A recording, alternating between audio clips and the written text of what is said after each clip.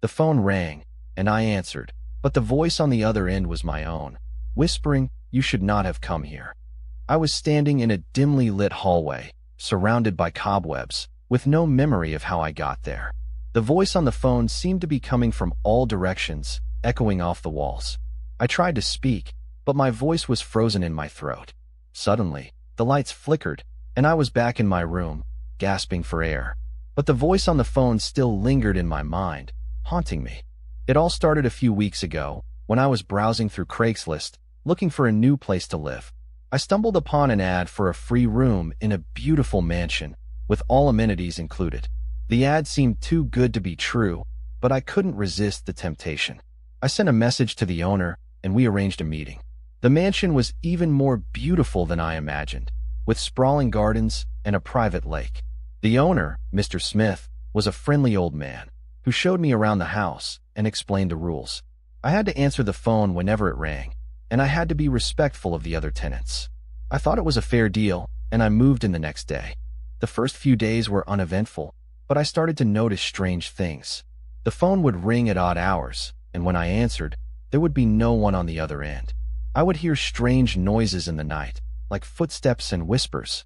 At first, I thought it was just the house settling, but then I started to feel like I was being watched. I would see movement out of the corner of my eye, but whenever I turned to look, there would be no one there. One night, I woke up to the sound of someone scratching on my door.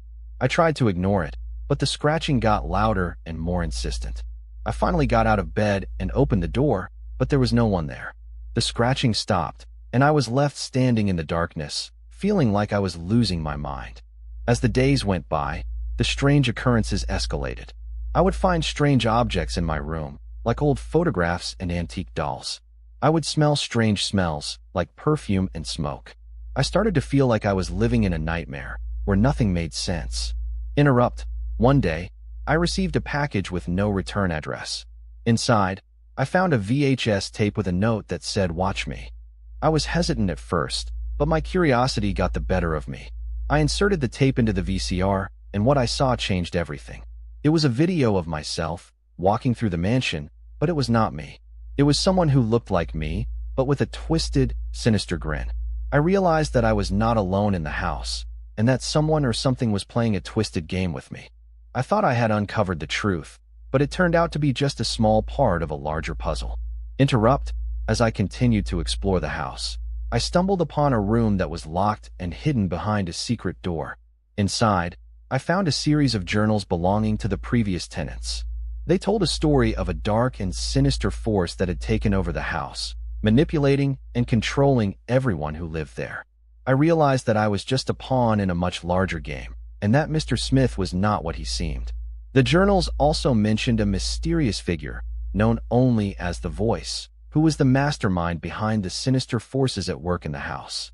As I delved deeper into the mystery, I discovered that the Voice was not just a figure, but a real entity that had been awakened by some unknown force. It was an ancient being, with powers beyond human comprehension. It had taken over the house, and was using the tenants as its playthings. I realized that I had to escape, but it was too late. The Voice had already taken control of me, and I was now a part of its twisted game. I was forced to participate in rituals and ceremonies, and I was slowly losing my mind. The last thing I remember is the sound of the Voice, whispering in my ear, "You will never leave this place." I managed to escape the house, but the experience left me scarred. I still hear the voice in my head, whispering and tempting me.